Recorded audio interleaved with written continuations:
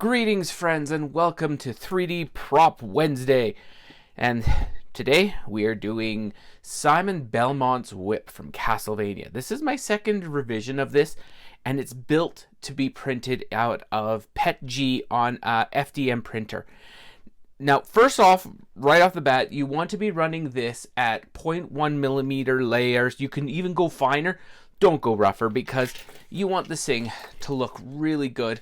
And if you go with thicker layers, you're going to end up with striations. And if you know your 3D printer, you don't want to do this. This is all out of PETG because I really like the strength of this stuff. And especially for the fact that this chain encounters it quite a bit. So you want to have a really strong material for that. Now, right off the bat, you'll need to print all the pieces. On the website where you'll be purchasing the plan, samhain.ca, when you get it, you'll have this set up where you print all these components separately. I did that so it won't need any support. Well, you may want to do support depending on your printer, but for the most part, this is separate, this is separate. You'll be printing two of those. Then the center shaft, you'll be printing one of those. The collars, so there's one at the top, and then the base, you'll be printing one of those, and the top, you'll be printing one of those. Now, one of the big things you're going to encounter, you're going to see that there's a big hole through the center of this. There's a hole through the center of this and through the center of this. And what that is it allows for a lot of support for a 3/4 inch oak dowel. Now, not all dowels are created the same. So when you go to get the dowel, make sure you get one which is within that 0.75 radius. Like, see, this is 743. It's a tiny bit below, depending on where you spin it. But sometimes you might end up with one a little bit thicker. If you have access to a miter gauge or just a ruler, try to make sure that when you go to pick up your 3/4 inch dowel, that it calibers out to the right width, because not all of these are going to be the right size. And if it's bigger, you're going to fight it, because I've got this thing set up with a pretty tight tolerance on the inside. You can use bigger, you're going to be sanding it down, that's on you. The other thing you're going to need is some 1 inch, actually you read it right there, 1 inch SDR 21-200 PSI irrigation pipe. This is thin wall pipe, but it's strong. You're going to need 9 inches of that for the handle. And then the dowel, you're going to need, once again, about, get 18 inches and cut it down just to be safe. You'll be buying, most of the time you buy dowels in 36 inch length, so it's not going to be a big deal. And the other thing you're going to need is a wiffle ball. And I call them wiffle balls, but they're plastic training balls. These were bought off of Amazon, and I deliberately went and bought a brand that they sell, so you'll be able to replicate what the heck, make it go this way, replicate what I'm going for. This is Easton, and the big thing that you're looking for is you'll see that there's always a seam through the center, and what you want to make sure is that when they attach the two sides together, that there is some symmetry here, because some of them just willy-nilly put them together and then the spikes won't line up. You want to make sure that those spikes look good, because you're going to be putting one in the top. And anyways, you want to make sure you have some symmetry on the connection so the spikes look good when you're done. And the last thing you're going to need is, I believe this is 1 inch. Look at this. How lazy can I be?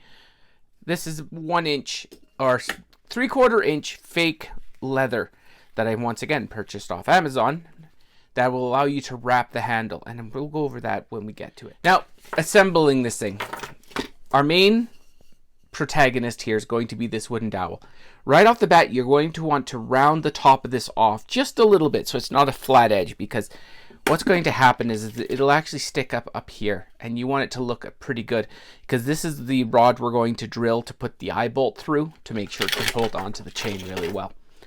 Now, you can pre-drill this. I drilled that in place after it was assembled, so it can be done both ways.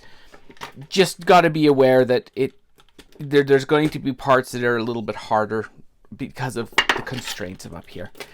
Now, once you've got this all epoxy together with the wooden dowel through it, like I said, make sure it sticks out the top, super important, and you'll have it stick out the bottom. Now, you'll be putting on the handle, and we wrap the handle before we actually put it onto here. You'll notice that on my design, there's a very small gap that sits between this one and this one. There's a center ring that holds this pipe in place, and then it's made so you can get this leather underneath this rim so you don't see a start and stop. The rest is up to you. So when you go to wrap this, what I did is I took this 3/4 inch fake leather. You can get adhesive versions of this where you don't have to put contact cement on. If you can, do it. But I contact cemented the whole thing, then did the pipe. And then starting at the bottom, I wrapped it with about, what's that, 1/8 of an inch overlap, all the way up, really tight because you want it to compress. And then pretty much once you get up to the top, you will overshoot and you will end up just, the whole thing will contact cement down, trim off the excess, and you'll pretty much have a leather wrapped sprinkler tube. And then what you'll do is you'll put it on. You want to dry fit it first. Don't run it with epoxy the first time.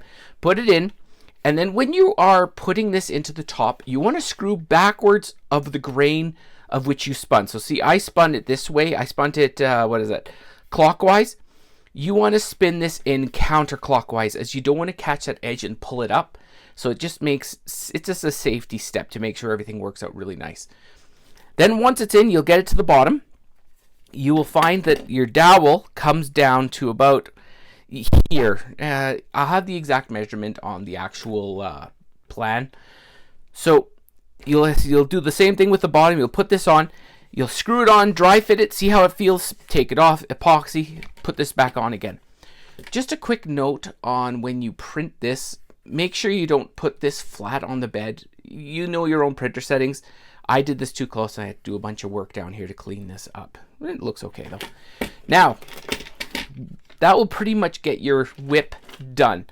Once it's all built, oh, how about that? I forgot something. Before you put the handle on, spray paint it, because you don't want to end up with paint on your handle. Small thing. And what I used was this universal Rust-Oleum metallic carbon mist. It's a really nice color, and then I just dry brush it with some silver to get it to this point, and it looks really good. You don't want it to be ridiculously silvery, nor do you want it to be black. I just like the way that that looks all said and done. Now the chain, oh actually we'll do the ball first. The ball is very spiky. In the plan you will find 2 different sizes of pegs, and the back, there will not be the whole peg is different size, just the point back here is either 0.42 or 0.5. 0.42 matches these Easton balls. You'll be able to print these and they'll pop into those holes. 0.5 was the size that I used on the previous ball, so I'm going to include both. Measure the hole in your ball before you print these spikes to know what fits.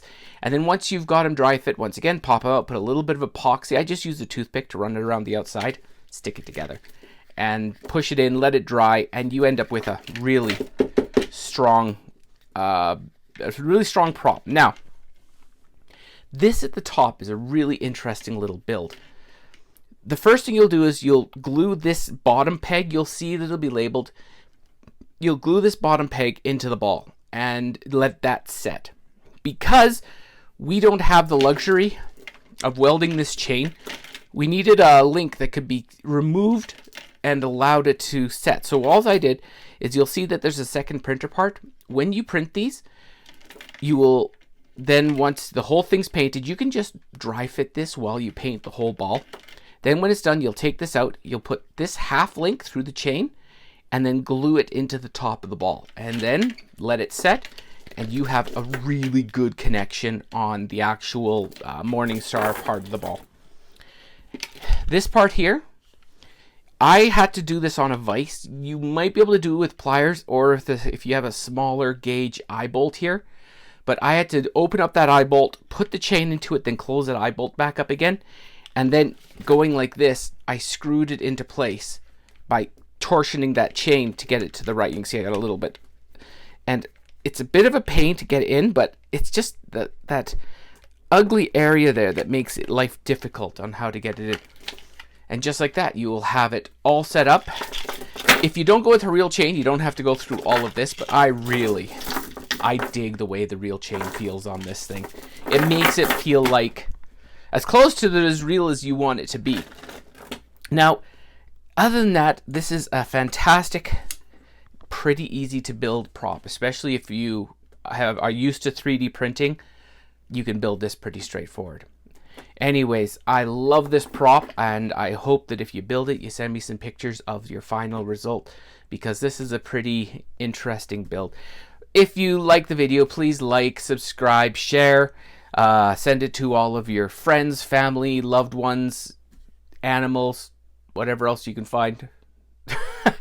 But a special thanks to all my viewers and my subscribers, and a very special thanks to my patrons. You guys help me out make this all possible. Regardless, enjoy Simon Belmont's whip, and I will catch you on the next one. Have a good one all.